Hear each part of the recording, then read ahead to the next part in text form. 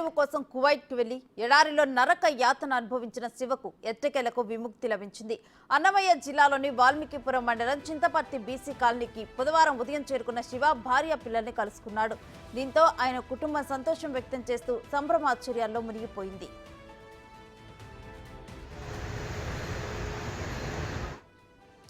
Agent చేతిలో మోసపోయిన Shiva Kuwait ఎడారిలో తన కష్టాలను సెల్ఫీ వీడియో ద్వారా తెలియజేసి ఆదుకోవాలని వేడుకున్నాడు. ఏపీ మంత్రి నారా లోకేష్, డిప్యూటీ సీఎం పవన్ కళ్యాణ్ స్పందించి అక్కడ భారత ఎంబసీ అధికారులతో మాట్లాడారు. శివను ఇండియాకు రప్పించేందుకు చర్యలు తీసుకోవడంతో స్వస్థలానికి క్షేమంగా చేరుకున్నాడు. ఈ సందర్భంగా వివిధ పార్టీల నాయకులు బాధిత కుటుంబాన్ని పరామర్శించి ఆర్థిక సాయంతో పాటు సరుకులు అందజేసి మానవత్వాన్ని చాటుకున్నారు.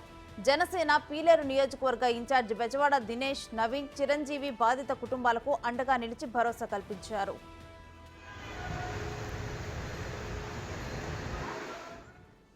ఇంకా ఇదే అంశానికి సంబంధించి డీటెయిల్స్ మా ప్రతినిధి దామోదర్ ఫోన్ లైన్ ద్వారా అందిస్తారు.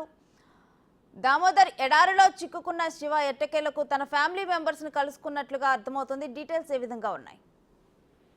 ప్రియా, ఏదైతే చింతపర్తి గ్రామానికి బీసీ కాలనీకి చెందిన శివ నెలన్నర క్రితం కువైట్ వెళ్ళాడు. అక్కడ ఎడారిలో ఏదైతే గొర్రెలు మేకల పెంపకానికి నియమితుడయ్యాడు. అయితే ముందుగా ఏజెంట్ కూడా అదే విషయాన్ని చెప్పినట్లు సమాచారం. కానీ అది ఎడారిలో కేవలం 2-3 ఉండడం, చివరికి ఇతను ఒక్కడే అక్కడ మిగలడం, పనివాడిగా మిగలడంతో చాలా ఇబ్బంది పడ్డాడు. దీంతో తాను పడుతున్న కష్టాలను ఒక వీడియో చేసి సోషల్ మీడియాలో పెట్టాడు. దీన్ని చూసిన ఏదైతే నారా లోకేష్ వెంటనే స్పందించి సంబంధిత అధికారులను, ఎంబసీ అధికారులను సమాచారం ఇవ్వడంతో పాటు అతన్ని తిరిగి ఇండియాకు రప్పించడానికి కృషి చేశాడు. ఈ నేపథ్యంలో ఏదైతే శివను నిన్నటి రోజు ఇండియన్ ఎంబసీకి తీసుకొచ్చారో ఆ తర్వాత అక్కడ నుంచి ఆయనకు విమానం టికెట్లను ప్రభుత్వమే భరించి బెంగళూరు వరకు చేర్చింది. బెంగళూరుకు చేరుకున్న శివను అక్కడ నుంచి అక్కడున్న ఏదైతే చింతపర్తి పీలేరు నియోజకవర్గానికి చెందిన టీడీపీ, జనసేన నాయకులు అక్కడి నుంచి తీసుకుని వచ్చారు. వారికి కుటుంబ అవసరాలకు అవసరమైన నిత్యావసర సరుకులు కూడా అందజేశారు. ప్రస్తుతం